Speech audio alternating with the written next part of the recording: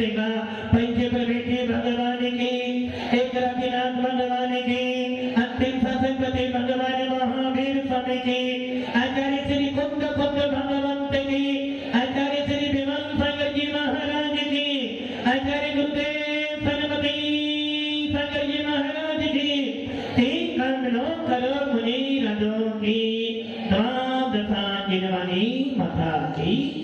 बोले वात्सल्य मूर्ति दिव्य तपस्वी आध्यात्मों की राष्ट्र संत महातपो विभूति समन्वय आचार्य 108 से सुंदर सागर जी गुरुदेव की, गुरुदेव की, गुरुदेव की। भव्य आत्मा भगवान महावीर अंतिम तीर्थंकर, इस पंचम काल के होने वाले अंतिम शासनपति। जैसा कि हम सब जानते हैं, जब जब भी कोई दिगंबर साधु का समागम मिलता है, जब जब भी हमें किसी ज्ञानी जीव की संगति मिलती है, जब जब भी हमें वीतरा शासन की शरण मिलती है, उस वीतरा शासन को पाकर कहीं ना कहीं तो हमारी आत्मा पर प्रभाव पड़ता है। और भव्य आत्मा यही कारण है कि अनादि काल से हमें वीतरा शासन नहीं मिला, जिसके कारण हम अनादि काल से संसार में गोते खाते हुए आ रहे हैं। अब की बार क्या मिला? अब की बार हमें ऐसा शासन मिला है जिस शासन में जाने के बाद कम से कम मरण तो अच्छा हो जाता है। हमें वो शासन मिला है जिस शासन में जाने के बाद मरण होने की साधना सीखी जाती है, जिस शासन के अंदर जाने के बाद आत्मा को पहचाना जाता है, जिस शासन में जाने के बाद अपनी कथाओं को मंद किया जाता है, उसे कहते हैं जिन शासन। और ऐसा जिन शासन जिन्हें मिल जाता है, उन्हें जैन लिखने का सौभाग्य मिल जाता है। आप चिंतन करना, विचार करना, यदि आपको जैन लिखने का अवसर मिल रहा है, यदि आपको अपने नाम के पीछे जैन लिखने का अवसर मिला है, ये अवसर आपको किसने दिया? किसने दिया? राजू काका किसने दिया? भोले भैया किसने दिया? किसने दिया? धनबाद जी किसने दिया? आपको अपने नाम के पीछे जैन लिखने का सौभाग्य किसने दिया? किसी ने नहीं दिया। मेरे स्वयं के कर्मों का उदय आया, मुझे जिन शासन मिला, मेरे को जैन शासन किसी ने दिया नहीं। मेरे परिणाम अच्छे बने, मेरे परिणाम निर्मल बने और मेरा जन्म जैन शासन में हो गया। यदि मेरा जन्म जैन शासन में ना होता, यदि मैं अन्य किसी संप्रदाय में पैदा होता, तो मुझे जैन लिखने का सौभाग्य नहीं मिलता। इसलिए आज मुझे जो अपने नाम के पीछे जैन लिखने का सौभाग्य मिला है, मेरे ही शुभ कर्मों के उदय आने पर हुआ है। अति शुभ कर्मों के आने से संतों का समागम मिलता है। संतों की वाणी सुनने से दुख जन्म मरण का मिटता है। मैंने शुभ अशुभ परिणाम बनाए तो मेरे को जिन शासन से अलग होना पड़ा। जब मैंने अच्छे भाव बनाए तो मुझे जिन शासन मिला, भगवान महावीर के जीव को भी भील की पर्याय में था। अच्छे परिणाम बनाए और अच्छे परिणामों का फल क्या मिला कि आदि नाट्य कुल में पैदा हुआ, भरत चक्रवर्ती का पुत्र बना और उस कुल को पाकर, जैन शासन को पाकर, तीर्थंकरों के वंश में उत्पन्न होने वाला वो मारीची, जिसने भगवान आदिनाथ जैसे प्रथम तीर्थंकर के साथ में मुनि बना हो, ऐसा वो महावीर का जी मारीची क्या कर लिया? अशुभ परिणामों को कर कर दुर्गति में चला गया। फिर परिणाम अच्छे बनाए, नारायण बन गया। 6 खंड का अधिपति चक्रवर्ती होता है और नारायण 3 खंड का अधिपति। और ऐसे श्रेयांसनाथ के काल में 3 प्रस्थ नाम का नारायण बना। परिणाम अच्छे बना गति से नारायण बना दुखी 63 साल का पुरुष स्वर्ग से ही आते हैं, सम्य दर्शन सहित आते हैं, और वो महावीर का जीव भी मारीची की पर्याय से निकल कर नारायण की पदवी को प्राप्त करा, स्वर्ग से आया और भगवान श्रीयांशनाथ 11वें नंबर के राज भगवान श्रीयांशनाथ के कुल में तेरी पर्ष नारायण बन गया, 3 खंड का अधिपति बना। किंतु क्या करा विषय भोगों में लिप्त रहा, विषय भोगों में लगा रहा, और मरा तो कैसे मरा? उसने मरते समय भी राज संपदा का त्याग नहीं करा, अशुभ परिणाम बनाए, खोटे परिणाम बनाए, और मरकर कहां चला गया? क्योंकि नारायण की गति एक ही होती है। अब आप विचार कर लो, तीर्थंकर जो होते हैं, बोले भैया, तीर्थंकर जो होते हैं स्वर्ग से भी आते हैं और नरकों से भी आते हैं, क्योंकि हमारा सिद्धांत कहता है पहले दूसरे तीसरे नरकों से आया हुआ जीव तीर्थंकर बन सकता है। इसलिए ये रखना, नरक में जाना बुरा नहीं है। नरक में जाना, पवन जी, नरक में जाना बुरा नहीं। राजू भी नरक में जाना है, क्यों बुरा क्यों? नरक में जाना, नरकों में जाना बुरा नहीं है, और स्वर्गों में जाना अच्छा नहीं है। अरे भैया, नरक में जाना भी अच्छा है यदि सम्यक दर्शन है तो, यदि भेद विज्ञान है, आत्मा के प्रति लगाव है, तो नरक में जाने के बाद भी मैं अपनी आत्मा का उत्थान कर सकता हूं। आज भी नरकों उस नरकों में असंख्यात जीव ऐसे बैठे हैं जो चौथा गुण स्थान लेकर बैठे हैं। आज भी नरकों में जो नारकी बैठे हैं, उनमें से किन्हीं नारकियों के पास भेद विज्ञान है, और वो अपनी आत्मा का चिंतन कर रहे हैं और भावना बढ़ा रहे हैं कि मैं कौन हूं, मैं भगवान आत्मा जैसा हो। और स्वर्गों में जाने के बाद भी लोग मिथ्यात्व को पूज रहे हैं। इसलिए नरक में जाना बढ़िया, किंतु भेद विज्ञान पर मत जाना श्रेष्ठ है। इसलिए तीर्थंकर कहां से आते हैं? नरकों से भी आते हैं। पहला, दूसरा, तीसरे नरक से निकला हुआ जीव तीर्थंकर बन सकता है, और जो तीर्थंकर होते हैं वो उसी भक्त से मोक्ष में जाते हैं। चौथे, पांचवें, छठे नरक से निकला हुआ जीव मनुष्य बन सकता है, केवली बन सकता है, जिसको तीर्थंकर नहीं बन सकता। और सातवें नरक से निकला हुआ जीव कीर्ति जी कहां जाना है? कीर्ति जी कहां जाना है? 6 नरक तो हो गए, 7वां बचा है। और 7वें नरक में मात्र 5 घर है, ओनली 5 ही बिल है। 7वें नरक का निकला हुआ जीव ना मनुष्य बन सकता है, ना केवली बन सकता है, ना मुनि बन सकता है, ना तीर्थंकर बन सकता, ना ही मोक्ष में जा सकता है। किंतु 7वें नरक का निकला हुआ जीव तिर्यक ही बनेगा, क्रूर बनेगा। किंतु 7वें नरक का निकला हुआ जीव भी कदाचित भेद विज्ञान उत्पन्न कर सकता है। अब कहां जाना है आपको इन 7 नरकों में से? वकील साहब, चौथे, 5वें, छठे नरक में जाना है ना? क्यों जाना? अच्छा, मनुष्य बन सकता है, बनेगा ही, ये जरूरी मतलब कि आपको मनुष्य बनने के लिए नरक में जाना पड़ेगा। अरे आप ये पूछते महाराज, मुझे नरक में कौन जाएगा? दूसरे, तीसरे, चौथे, 5वें, छठे, 7वें नरक में वही जीव जाएगा जो मिथ्या दृष्टि होगा। सम्य दृष्टि जीव तो प्रथम नरक से नीचे नहीं जाता है।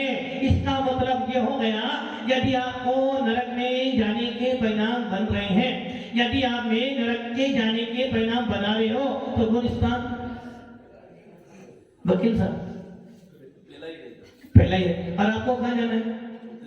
नहीं, आपको कहां जाना है? नरक में जाना है। चौथे, 5वें, छठे नरक में जाना है। गुण स्थान पहले ही बनाना पड़ेगा। तो आप कहां जाना है? नहीं, आपको जाना कहां है? चौथे में जाना, पहले में जाना है?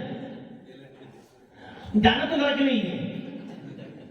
अरे भैया, भेद विज्ञानी सम्य दृष्टि जीव जिसको आत्मा का आनंद आता है, जिनको देव सात गुरु की मुद्रा अच्छी लगती है, जिनके भाव मुनियों की सेवा करने के होते हैं, जिनके परिणाम जिनेन्द्र देव के अभिषेक करने के होते हैं, जिनके परिणाम जिनवानी का स्वाध्याय करने के होते हैं, जिनके परिणाम कसायों की मंदता करने में होते हैं और जिनके परिणाम समाधि मरण करने के होते हैं, ऐसे जीवों को कभी नरकायु का बंध नहीं होता है।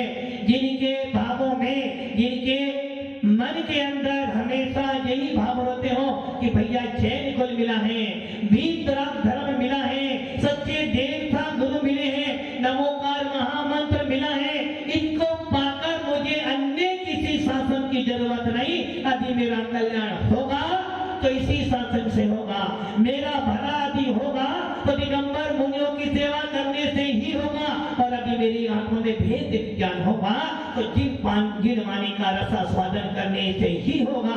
ऐसे जीव कभी मरकर नरक में नहीं जाते हैं, क्योंकि भेद विज्ञानी सम्मेदित जीव तो मात्र वैमानिक देवों में ही जाता है, स्वर्गों में ही जाता है। किंतु भेद विज्ञान कैसा होना चाहिए?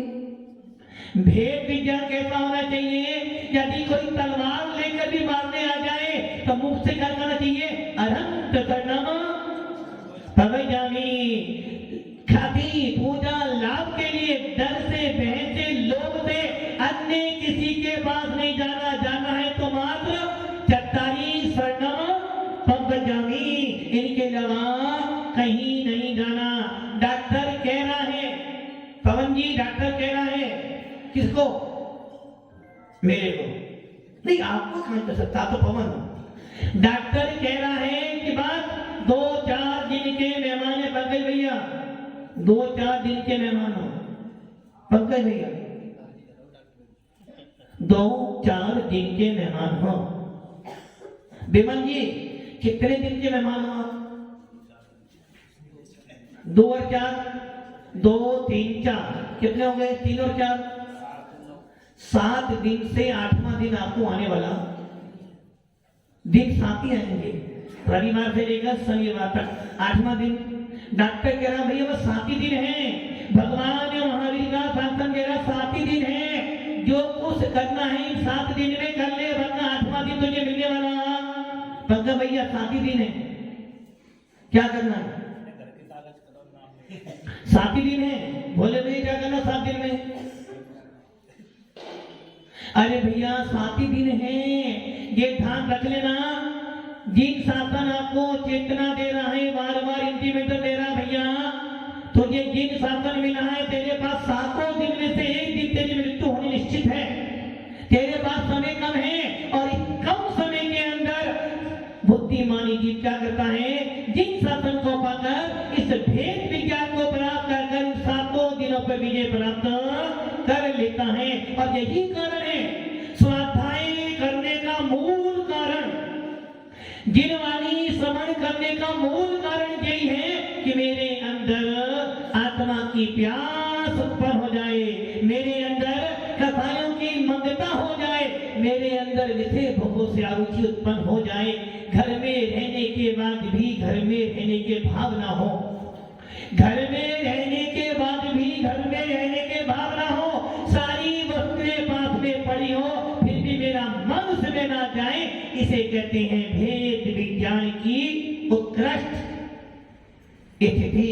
भव्य आत्माओं, बात वस्तु कोई हमारे पास में है नहीं, अभी जो महाराज जी हमारा त्याग, राजीव भैया हमारा त्याग, मैं बात कर रहा हूं आत्मा की, राजीव भैया कर रहे हैं, बस इसी को कहते हैं संसारी वैराग। यही वैरागी, यही तो वैराग, यही तो संसारी वैराग है। जब तक यहाँ बैठे हो तब तक तो, जब तक यहाँ बैठे हो अच्छा लग रहा, अच्छा लग रहा, नहीं बहुत अच्छा, बहुत अच्छा, और जैसे ही यहाँ से छूटे, सुनील जी यहाँ से छूटे किसकी याद आ गई? कल बोला था मैंने, एक को अपनाओगे जीवन भर, जीवन भर दुखी रहोगे, एक को अपनाओगे जीवन भर बर्बाद हो जाओगे, और 2 को अपनाओगे तो 3 अपने आप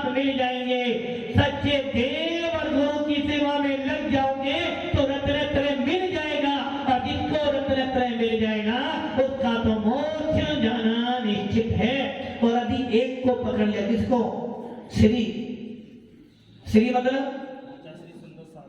मतलब पैसा, और स्त्री मतलब श्री और श्रीमती। यदि श्री और श्रीमती में फंस गए, एक में फंस गए तो जीवन बर्बाद हो जाएगा। इसलिए भव्य आत्माओं, हमारे जैन शासन के अंदर श्री और श्रीमती के लिए मना नहीं करी। भरत जैसे चक्रवर्ती या तीर्थंकरों के, नारायणों के, पति नारायणों के कितनी कितनी रानियां होती थी। भारत जो चक्रवर्ती बनता है, जाने में 1000 रानी तो मिलनी ही मिलनी है। इससे कम तो उसको 6 खंड का राज्य मिलना ही है, तो फिर भी वो चक्रवर्ती क्या सोचता है? ये मेरा स्वरूप नहीं है, मैं तो इन सबसे भिन्न हूं। और आप क्या सोचते हो? दिन भर रात भर किसके बारे में सोचते हो? पवन जी किसके बारे में सोच रहे हो? पवन जी किसके? अपने बारे में। तो इतने बीमार होने के बाद भी किसकी चिंता है? श्री और मती चिंता, अपनी चिंता नहीं है। भव्य आत्माओं, इसलिए जैन शासन बार बार कह रहा है, जिन वाणी का स्वाध्याय, देव साथ गुरु की संगति का फल क्या है? आत्मा के अंदर वो शक्ति, वो भेद विज्ञान उत्पन्न हो जाए, जैसे भेद विज्ञान के बल पर घर में रहते हुए भी घर में लिप्त ना हो, भोगों में पड़े होने के बाद भी भोगों की याद नहीं आए। इसलिए भव्य आत्माओं, भगवान महावीर ने कहा, घर में रहो या जंगल में रहो, नगर में रहो या शमशान में रहो, फर्क नहीं पड़ने वाला। कब?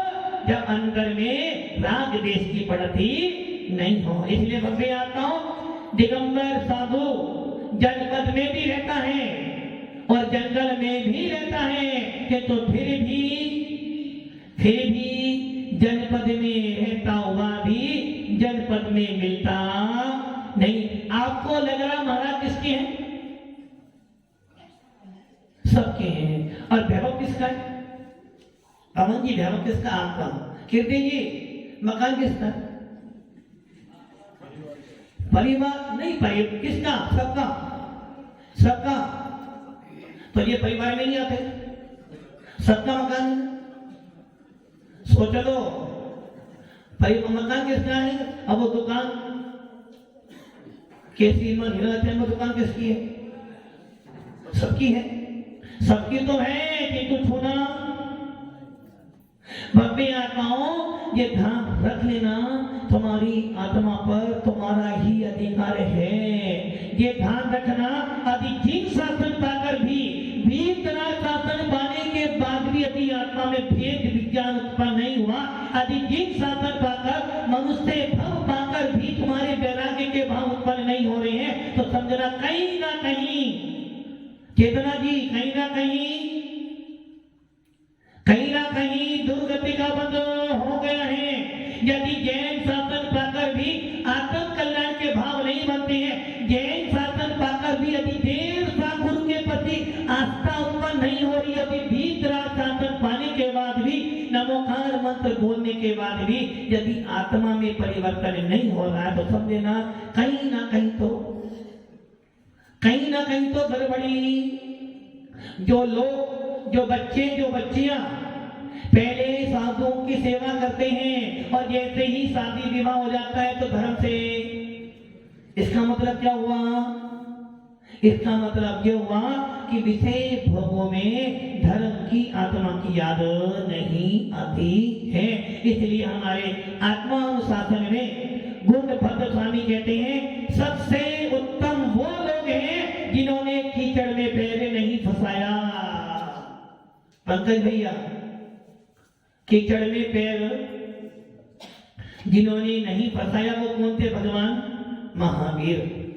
जो लोग कीचड़ में पैर नहीं फंसाते हैं वो लोग मुनि बन जाते हैं। इसलिए हमारे जैन शासन में जो जीव संसार में नहीं फंसते हैं वो सूरवीर होते हैं, जैसे भगवान महावीर, भगवान पारसनाथ। और जो जीव कीचड़ में फंस तो गए, जैसे धनपाल जी फंस गए,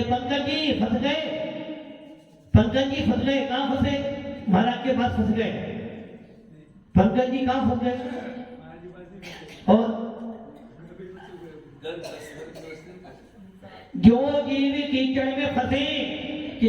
कीचड़ में ही कमल। समुद्र के अंदर जीव जंतु होते हैं कि उसी समुद्र के अंदर मोती भी उत्पन्न होता है। उसी प्रकार वो कीचड़ में फंस गए हैं और कीचड़ में फंसने के बाद अब पछता तो रहे हैं, भाई गलती करी। बोले भैया गलती करी तुमने नहीं, उन्होंने गलती की कि तू गलती करते करते करते संयोग से याद आ गई किसकी, किसकी याद आ गई?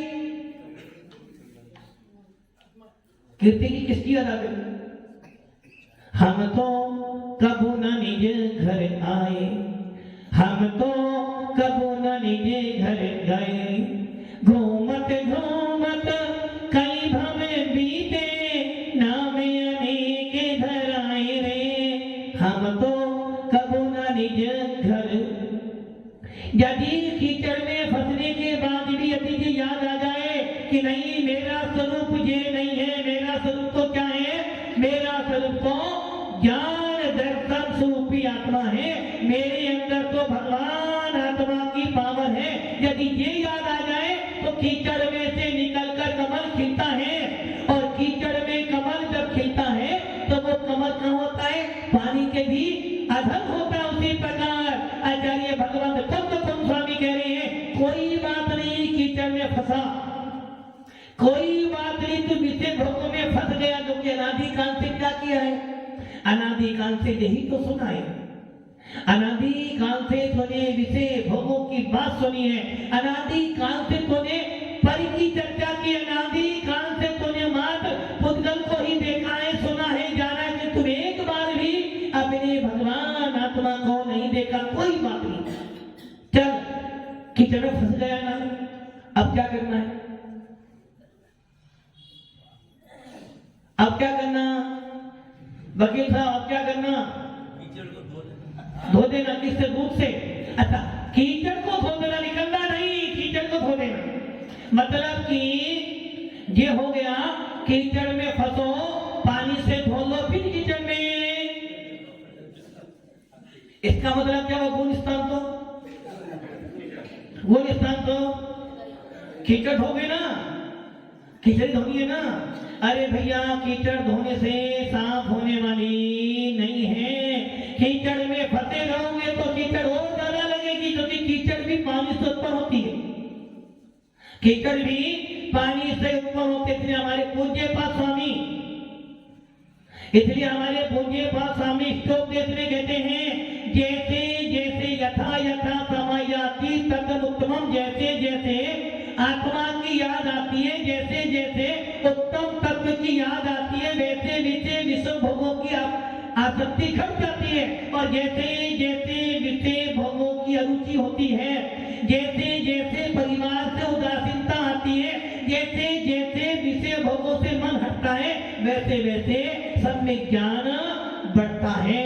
इसलिए बम्बे आता हूं, कीचड़ को धोना नहीं है, कीचड़ में से वकील साहब वो तो ये हाल हो गया, कोई कैदी आया, उसको आपने केस लड़ा, बरी कर दिया, बाद में उसने फिर वही काम करा, फिर बरी कर दिया, वही काम तुम कर रहे हो। कौन स्वामी कह रहे हैं हाथी क्या करता है? गंदा मेला कुचेला हाथी तालाब में जाता है, ठंडे ठंडे पानी से नहाकर साफ सुथरा होकर आता है, किंतु जैसे ही तालाब से बाहर निकला सारी धूल। और वकील साहब भी यही कह रहे हैं कीचड़ में फंसो, कीचड़ धो, फिर पुनः कीचड़ में। वकील साहब सही ना? मतलब कि 60 साल के बाद भी कितने हो गए? 60 हो गए, 68 तो हो गई, 68 ओवरटेक हो गया, ओवरटेक। गवर्नमेंट भी कह रही है भैया 58 के बाद आपकी जरूरत है। वैसे भैया कितनी उम्र हो गई? 27, 2 और 7 9, अनु का 9 और 2 11, मतलब कि 27 साल तो हो गए, और 58 में 31 साल और जोड़ लेता हूं, तो 58 के बाद रिटायरमेंट कहां से? देश से भी, घर से भी, गवर्नमेंट से भी। घर में जाओगे, पापा जाओ, हाँ कोई काम नहीं है, इसलिए बच्चे तुम्हें घर से निकाले, इसलिए पापा वाला काम करना ही नहीं। इसलिए आचार्य कौन कौन स्वामी कह रहे भैया तेरे को इतना अच्छा भव मिला है, इतना अच्छा भव, इस भव से सुंदर भव नहीं मिलने वाला, इस उदारी तन से उत्तम तन तुझे नहीं मिलने वाला, और इस जीन साधन से अच्छा धर्म तुझे मिलने वाला। अब जो मिला है फिर ना मिलेगा, अब जो मिला है फिर ना मिलेगा, कभी नहीं कभी नहीं कभी नहीं। मनुष्य जन्म अनमोल रे, इसे मिट्टी में ना भूल रे, अब जो मिला है फिर ना मिलेगा, कभी नहीं कभी नहीं कभी नहीं। बोलिए भैया क्या मिला है? मनुष्य भाव मिला है ना, दोबारा मिलने वाला। इसलिए महाराज जी आप ही कह रहे हो ना, क्या मिला हमें? मनुष्य भाव, बार बार मिलने। इसलिए जो कुछ करना है क्या कुणाल भैया क्या करना है? महाराज आप कह रहे हैं हमें पता, हमने सुना है कि गुरु के वचनों पर श्रद्धा करनी चाहिए। आप कह रहे हो अब जो मिला है फिर ना मिलेगा, क्या नहीं मिलेगा? मनुष्य भाव। अब मिल गया ना तो जितने सारे काम बाकी सारे इसमें कर लो। क्या काम बाकी है? श्रीमती को लाना। कभी यदि किसी को बोलो भैया आलू मत खाओ, प्याज मत खाओ, कंदमूल मत खाओ, अरे महाराज ये बताओ नाकी खाते नहीं, देख खाते नहीं, मुनी खाते नहीं। अब कौन बच्चे तेरे तो मिलता नहीं, कौन बच्चे मनुष्य बच्चे, पहले खान दो, सौभाग्य तो मिला हमें। इसी मनुष्य भव में आलू प्याज खाने का सौभाग्य मिला, क्या खाएंगे? और महाराज आप कह रहे हो मुनि बन जाओ, इसी मनुष्य भव में तो नहीं शादी कर सकते थे। मनुष्य में देवों की शादी होती नहीं है, नाथियों की यहाँ शादी होती नहीं है, और तेजसों से हमारा वास्ता है नहीं। अब मनुष्य भाव मिला करते तो थोड़ी बहुत मौज मस्ती है ना। इसका तो क्या हुआ? जिन शासन मिला, किसने मिला? खाओ पियो और ऐश करो, विश्व करो। जबकि जिन शासन में क्या लिखा है? बाल पने में ज्ञान न लयो, तरुण समय तरुणीरत रहो, अर्ध मृतक सम बूढ़ापनो कैसे रूप। बुढ़ापा आ गया, हाथ पैर में दम नहीं, और हम अभी बोले महाराज महाराज बना दो, महाराज हमें कुछ करा दो। महाराज ने बेटा जब तेरी उम्र थी ना महाराज बनने की, जब तूने क्या करा? श्री और श्रीमती, अब तो बुढ़ापे में आ गया, श्रीमती ने जाओ अब तो महाराज के बन जाओ। जितने बैठे सब ऐसे बैठे, श्री बुढ़ापे वाले सब बैठे। और अभी भी वकील साहब अभी भी कीचड़ में फंसने की इच्छा हो रही है। अभी भी अब विचार करूंगा, मतलब कि 68 के बाद भी विचार करूंगा कि कीचड़ धोऊंगा, निकलूं बाहर। अरे भैया बड़े भाग्य से मिला है जिन धर्म, बड़े पुण्य से मिला है जिन शासन, और इससे भी ज्यादा पुण्य है कि आपको नर भाव मिला है, सच्चे देवता गुरु का समागम मिला है। आदेश को पाकर भी तुमने अपनी आत्मा में भेद विज्ञान उत्पन्न नहीं किया तो समझ लेना अनंत भाव का मिटेंगे। अनंत काल निगोद मजार बीत्यो एक इंद्रिय तनधार।